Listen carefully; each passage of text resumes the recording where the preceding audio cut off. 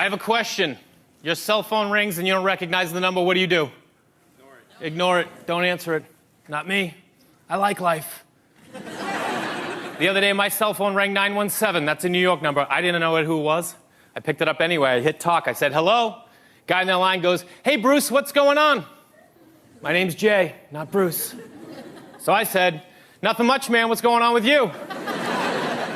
And he said, I'll tell you what's going on. I just got an email about the budget. It's supposed to be $15,000. Now it's $10,000. And I'd like to know what's up.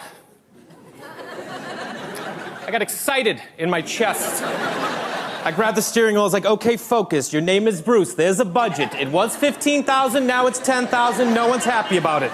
That's all we know. That's all we know. So I just repeated back to him what he said to me. And I go, 10,000 is supposed to be 15,000. He goes, yeah, I know. Well, I just got an email, and now it's 10. I go, listen, man, I don't know what to tell you. I've been on the road all day. I haven't even seen it. And he goes, did you send this out? I'm giving some attitude to Bruce. I didn't like it. I said, listen, man, the budget was $15,000. We had a couple extra expenditures. It went up to $16,200. I reworked it, got it down to $14,700. I had $300 to play with, so I called it $15,000, and I sent it out.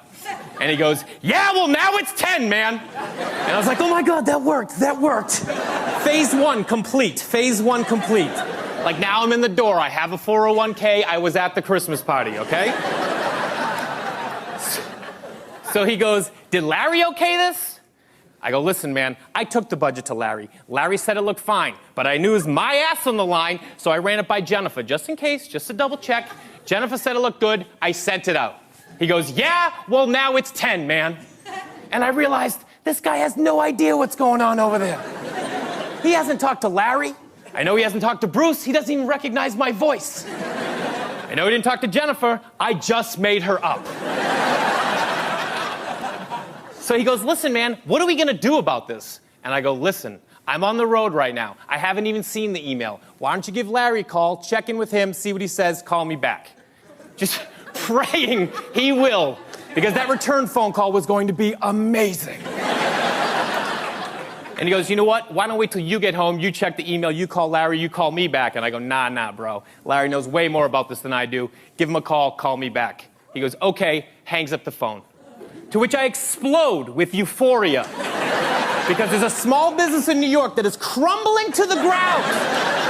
Over $5,000, and nobody can find Jennifer.